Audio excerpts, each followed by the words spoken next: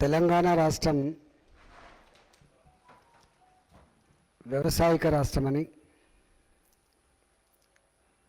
గ్రామ స్వరాజ్యం వర్ధిల్లాలంటే వ్యవసాయం బాగుంటేనే పల్లెలు బాగుపడతాయని, పల్లెలు బాగుపడితేనే పట్టణాలు బాగుపడతాయని చెప్పి అనేకసార్లు ఈ రాష్ట్ర ముఖ్యమంత్రి గారు ప్రజల ముందు ప్రెస్ మీట్ల సందర్భంగా చెప్పిండ్రు. దేశంలోనే వ్యవసాయ రంగంలో రిచెస్ట్ స్టేట్, దానికోసమే ప్రాజెక్టులు కడుతున్నట్టు, దానికోసమే 24 గంటల ఉచిత కరెంటు ఇస్తున్నట్టు, దానికోసమే ప్రపంచంలో ఎక్కలేని విధంగా రైతు బంధు ఇస్తున్నట్టు, దానికోసమే గ్రామాలలో రైతులే శాస్త్రవేత్తలు కావాలి, ఆ కేంద్రాలన్నీ కూడా గ్రామాల్లో ఉండాలని చెప్పి 2600 రైతు వేదికలను కూడా ఆగమేఘాల మీద నియమించి ఒక అగ్రికల్చర్ ఎక్స్టెన్షన్ ఆఫీసర్, అదేవిధంగా రైతుల నుంచి ఒక చైర్మన్, దానికి ఒక కమిటీ, ఇవన్నీ కూడా నియమించిండు. కానీ తీరా చూస్తే దేశంలో వ్యవసాయ రంగం అత్యంత కన్ఫ్యూజన్లో కొనసాగుతున్నది తెలంగాణ రాష్ట్రం మాత్రమే. ముఖ్యమంత్రి గారు అత్త మీద కోపం దుత్త మీద తీసినట్టుగా, కోపం ఉంటే కేంద్రం మీద ఉండాలి, కోపం ఉంటే భారతీయ జనతా పార్టీ మీద ఉండాలి, కానీ కోపం తెలంగాణ రైతాంగం మీద తీసుకోవడం అనేటువంటిది అత్యంత ఏమైన చర్యగా నేను భావిస్తూ ఉన్నా. ఈ వేదిక ద్వారా తెలంగాణ రైతాంగానికి, తెలంగాణ ప్రజానీకానికి నేను వినమ్రంగా చేసే విజ్ఞప్తి, ఈ మధ్యకాలంలో ముఖ్యమంత్రి గారి ప్రెస్ మీట్లు ఒకదానికి ఒకటి పొంతన లేకుండా ఉన్నమాట వాస్తవమా కాదో చూడండి. మీరు జనరల్ని ఇలా పంటల గురించి ప్రెస్ మీట్ పెట్టాలంటే అగ్రికల్చర్ మినిస్టర్ గారు పెట్టాలి, ప్రొక్యూర్మెంట్ మీద, వరి కొనుగోలు మీద ఏమన్నా ప్రెస్ మీట్ పెట్టి రైతాంగాన్ని చెప్పాలంటే సివిల్ సప్లైస్ మినిస్టర్ గారు పెట్టాలి.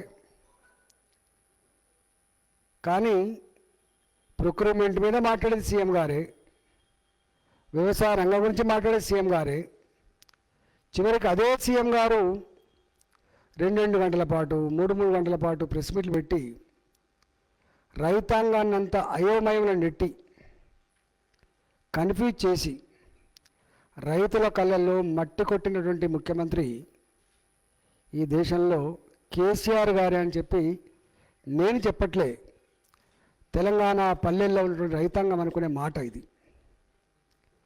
ఈ ప్రొక్యూర్మెంట్ సిస్టమ్ అనేది ఇవాళ వచ్చిన సిస్టమ్ కాదు. ఇది చాలా సంవత్సరాలుగా ఒకనాడు లేవీ కోసం ప్రభుత్వాలు అనేక రకాల ఆంక్షలు పెట్టేది.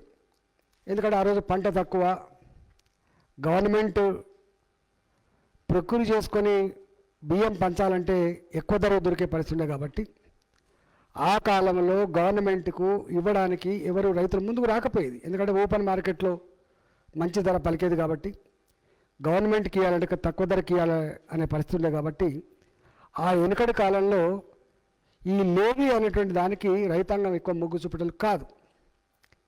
కానీ హైబ్రిడ్ వెరైటీస్ వచ్చిన తర్వాత వ్యవసాయంలో విప్లవాత్మకమైనటువంటి పరిస్థితులన్నీ వచ్చిన తర్వాత పంట పెరిగింది, కన్జంప్షన్ పెరిగినప్పుడు కూడా పంట అంతకంటే ఎక్కువ పెరిగింది కాబట్టి ఆనాటి నుంచి ఈనాటి వరకు కూడా food corporation of India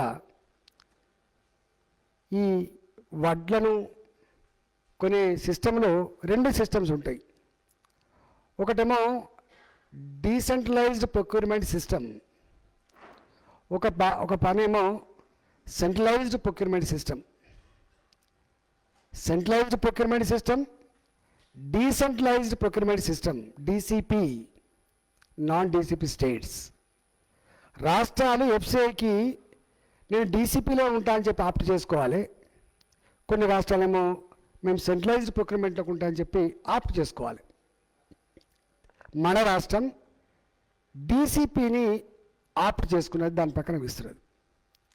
DCP states ఏం చేస్తాయి?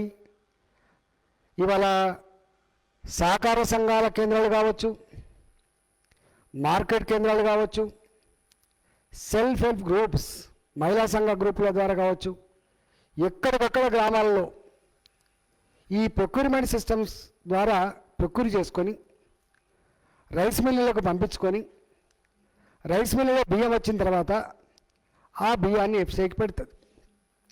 దీంట్లో మొన్న చెప్పిన మళ్ళీ చెప్తున్నాము, ఎంఎస్పి రైతులు పండించిన పంటకి కేంద్ర ప్రభుత్వం ఇచ్చే ఎంఎస్పి ప్రకారంగా రైతాంగానికి డబ్బులు ఇస్తుంది. నెంబర్ 1.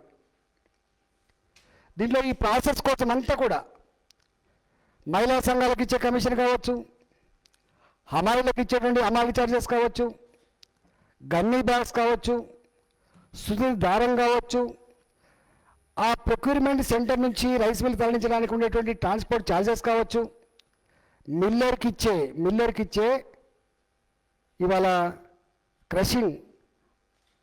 మిల్లింగ్ ఛార్జెస్ కావచ్చు, మిల్లర్ నుంచి మళ్ళీ ఎఫ్సిఐకి పోవడానికి బియ్యం ట్రాన్స్పోర్ట్ సిస్టమ్ కావచ్చు. అదేవిధంగా ఎన్ని రోజులైతే ఈ ధాన్యాన్ని నిలవబెట్టుకుంటామో బ్యాంక్ ఇంట్రెస్ట్ కూడా కేంద్ర ప్రభుత్వం ఇస్తుంది. అంటే వడ్ల పైసలు ఇస్తుంది కేంద్రం, గండి పైసలు ఇస్తుంది కేంద్రం, సుతుల పైసలు ఇస్తుంది కేంద్రం, హమాలి పైసలు ఇస్తుంది కేంద్రం, మహిళా సంఘాలకు ఇచ్చే కమిషన్ ఇస్తుంది కేంద్రం. అదేవిధంగా సెంటర్ నుంచి వెళ్ళి మిల్లుకి వచ్చే ట్రాన్స్పోర్ట్ ఛార్జెస్ ఇస్తుంది, మిల్లు నుంచి వెళ్ళి వెబ్సైట్కి పోయి ట్రాన్స్పోర్ట్ ఛార్జెస్ ఇస్తుంది. ఈ మధ్యకాలంలో 4 నెలలు 5 నెలల్లో స్టాక్ పెట్టుకుంటే కిరాయిలు ఇస్తుంది. అదేవిధంగా ఇంట్రెస్ట్ అమౌంట్ కూడా ఇస్తుంది. అంటే రాష్ట్ర ప్రభుత్వం చేసేది కేవలం ఒక ఏజెన్సీ లాగా ఇవన్నీ చేసి ఇచ్చేటువంటి మధ్యవర్తిలాగా పనిచేస్తుంది రాష్ట్ర ప్రభుత్వం తప్ప రాష్ట్ర ప్రభుత్వానికి ఎక్కడ కూడా రూపాయి ఖర్చు తన ఖజానా నుంచి పోయేటువంటి ఆస్కారం లేదు. రైతాంగాన్ని గమనించమని చెప్పి కోరుతున్నా. దీంట్లో ఎక్కడ కూడా రాష్ట్ర ప్రభుత్వం ఒక 1000 కోట్లు 2000 కోట్లు నష్టపోయేటువంటి ఆస్కారం లేదు. దీంట్లో ఈ పంట ఏదైతే పెరుగుతా పోతా ఉందో దాని తగ్గట్టుగా మిల్లింగ్ ఇండస్ట్రీస్ రాలే, రైస్ మిల్లులు రాలే. ఎందుకంటే రైస్ మిల్ ఇండస్ట్రీ కేవలం ఈ కస్టమ్ మిల్లింగ్ తప్ప వ్యాపారం లేదు వాళ్ళకి. వ్యాపారం ఉంటేనేమో కొంత లాభం ఉంటుంది కాబట్టి స్టాక్ పెట్టుకుంటారు, వాళ్ళు కూడా లాభం ఉంటుంది కాబట్టి చేస్తారు. కానీ రైస్ మిల్లులకు ఎప్పుడైతే స్టాక్ పెట్టుకొని ప్రైవేట్ బిజినెస్ బంద్ అయిపోయిందో ఈ రైస్ మిల్ ఇండస్ట్రీ కేవలం కస్టమ్ మిల్లింగ్ మీద నడవశక్కర్లేదు కాబట్టి ఈ కస్టమ్ మిల్లింగ్ ద్వారా వాళ్ళకు వైబుల్ కాదు కాబట్టి, పెట్టుబడి పెడితే వైబుల్ కాదు కాబట్టి కొత్త ఇండస్ట్రీ రాలే. దీనికి చాలాసార్లు రైస్ మిల్ ఇండస్ట్రీ వాళ్ళు దరఖాస్తు పెట్టుకున్నారు. అయ్యా మేము కస్టమ్ మిల్లింగ్ మీద బతకాలంటే కష్టమవుతుంది, మాకు ఫిక్స్డ్ ఛార్జీల పేట లక్షలాది రూపాయలు ఛార్జ్ చేస్తూ ఉన్నారు, ఇండస్ట్రీస్కి ఏమో మీరు ₹2 సబ్సిడీ ఇస్తున్నారు, ఇప్పుడు అగ్రికల్చర్ ఇండస్ట్రీ అయినటువంటి రైస్ మిల్లుకి ఎందుకు మాకు ₹2 ఎందుకు సబ్సిడీ ఇస్తలేరు, దానికి కొంత జాగాలను ఫ్రీ ఇచ్చేటువంటి ఏర్పాటు చేయండి, జాగాలు అలకేట్ చేయండి, కొంత అవసరమైతే ఇండస్ట్రీస్ పెడితే ఇండస్ట్రీస్ ఆ మిషనరీ కొంత సబ్సిడీ ఇవ్వమని చెప్పి చాలాసార్లు కోరండి. ముఖ్యమంత్రి గారే స్వయంగా రైస్ మిల్లలతో మీటింగ్ ఏర్పాటు చేసి ఈ తెలంగాణ రాష్ట్రంలో ఎక్కువ వడ్లు వస్తున్నప్పుడు ఎట్లా ట్యాకిల్ చేయాలని కూడా మీటింగ్ పెట్టింది ప్రగతి భవన్లో. ఇవన్నీ ఫ్యాక్ట్స్, ఇవన్నీ నేనేదో గాలికి చెప్పట్లే. మరి ముఖ్యమంత్రి గారు మీటింగ్ పెట్టిన తర్వాత ఎన్ని మిల్లులకు ల్యాండ్ అలకేట్ చేసిండు, ఎన్ని మిల్లులకి ఇండస్ట్రీ సబ్సిడీ కింద వాళ్ళకు మిల్లులు పెడితే సబ్సిడీ ఇచ్చిండు, ఎన్ని కొత్త మిల్లులకి కరెంట్ సబ్సిడీ ఇచ్చిండు, పాత మిల్లులకి కరెంట్ సబ్సిడీ ఇచ్చిండో ముఖ్యమంత్రి గారు చెప్పాలి. ఒక్క రూపాయి కూడా ఎక్కడ కూడా రైస్ మిల్ ఇండస్ట్రీస్కి భూమి కానీ, మిషనరీ సబ్సిడీ కానీ, కరెంటు సబ్సిడీ కానీ ఇచ్చి ప్రోత్సహించలేదు. దానివల్ల ఏమవుతుంది, ఇవాళ వచ్చిన పంటను మిల్లింగ్ చేసే కెపాసిటీ తెలంగాణ రాష్ట్రంలో మిల్లులకు లేదు. దానివల్ల 3 నెలలకో 4 నెలలకో బియ్యం పెట్టాల్సిన రైస్ మిల్లర్ 3 నెలలకు 4 నెలలకు పెట్టలేక 6 నెలలకు 8 నెలలకు పెట్టే పరిస్థితి వచ్చింది. 2020-21లో ప్రొక్యూర్ చేయబడినటువంటి వడ్లు కూడా ఇప్పటి వరకు బియ్యం రూపంలో కన్వర్ట్ చేసి ఇవాళ వెబ్సైట్ చేరాలి, కానీ చేరలే ఇప్పటి వరకు కూడా. అంటే సంవత్సర కాలం గడిచినప్పటికి కూడా ప్రొక్యూర్ చేయబడినటువంటి వడ్ల బియ్యాన్ని ఇప్పటి వరకు వెబ్సైట్ చేరలేదు. అంటే వచ్చిన పంటకి క్రషింగ్ చేస్తున్న మిల్లకు ఉన్నటువంటి బంధం ఏందో మనకు అర్థం కావాలి. అంటే ముందు చూపు లేనితనం, చిన్న చూపు చూడడం, పట్టించుకోకపోవడం, ఏదైనా సమస్య వచ్చినప్పుడు కేంద్రం మీద రుద్దే ప్రయత్నం చేయడం, లేదా రైతాంగం మీద కోపంతో మిమ్మల్ని ఎవడేమన్నాడా ప్యాడీ అని చెప్పి బుకాయించేటువంటి నీచమైన స్థాయికి ఒడిగట్టిండు ఈ ముఖ్యమంత్రి గారు. నేను ఒక్కటే తెలంగాణ మంత్రులకు నేను అప్పీల్ చేస్తున్నాను. మీరు ముఖ్యమంత్రి గారు పొమ్మనంగానే మీరు ఢిల్లీకి పోతున్నారు. మీరు ముఖ్యమంత్రి గారు ఆదేశాలు ఇవ్వగానే మీరు బీజేపీ పార్టీ ఆఫీసుల ముందు ధర్నా చేయమంటే ఇవాళ మీరు కొంతమందిని తీసుకొచ్చి ధర్నా చేయించే ప్రయత్నం చేస్తున్నారు. నేను ఒక్కటే మిమ్మల్ని అడుగుతున్నాను, విజ్ఞత కలిగిన చైతన్యవంతమైన రాజకీయ పార్టీల నాయకులారా, మంత్రులారా, టీఆర్ఎస్ పార్టీ కార్యకర్తలారా, నేను మిమ్మల్ని వినమ్రంగా ఒక విజ్ఞప్తి చేస్తున్నాం. మీరు పార్టీ ఆఫీసుల మీద దాడి చేస్తారా? పార్టీ ఆఫీసుల దగ్గర మీరు ధర్నాలు చేస్తారా? ఇక్కడ ఉందా చరిత్ర? ఏమైనా ఉంటే నువ్వు ప్రతిపక్షంలో లేవు కదా. నువ్వు ఒక రాష్ట్రంలో రాష్ట్ర ప్రభుత్వాన్ని నడిపేటువంటి అధిపతి, రాష్ట్ర ప్రభుత్వంలో ఉన్నటువంటి పార్టీ ఇవాళ భారతీయ జనతా పార్టీ ఆఫీసుల ముందు ధర్నాలు చేస్తే ఇది ఎటుపోతుందో ఒకసారి అర్థం చేసుకోండి. ప్రజల మధ్యలో చిచ్చు పెట్టి ప్రజల జీవితాలతో ఆటలాడుకునే ప్రయత్నం చేస్తున్నాడు. ప్రజల రక్తాన్ని కళ్ళ చూసే ప్రయత్నం చేస్తున్నాడు. తన యొక్క వైఫల్యాన్ని, తన యొక్క ముందు చూపు లేనితనాన్ని, తన నెగ్లిజెన్సీని, తన అవగాహన లేనితనాన్ని మన మీద రుద్దే ప్రయత్నం చేస్తున్నట్టు మీరు ఎందుకు భావించకూడదు ఒకసారి ఆలోచించామని చెప్పి కోరుతున్నాం. హాయ్ ఫ్రెండ్స్, మా టుడే టుమారో యూట్యూబ్ ఛానల్ చూస్తున్నందుకు చాలా థ్యాంక్స్. మరిన్ని లేటెస్ట్ వీడియోస్ కోసం వెంటనే సబ్స్క్రైబ్ చేయండి. అలాగే ఈ బెల్ని కూడా రింగ్ చేసేయండి. మా నోటిఫికేషన్స్ అన్ని మీ మొబైల్లో వస్తాయి.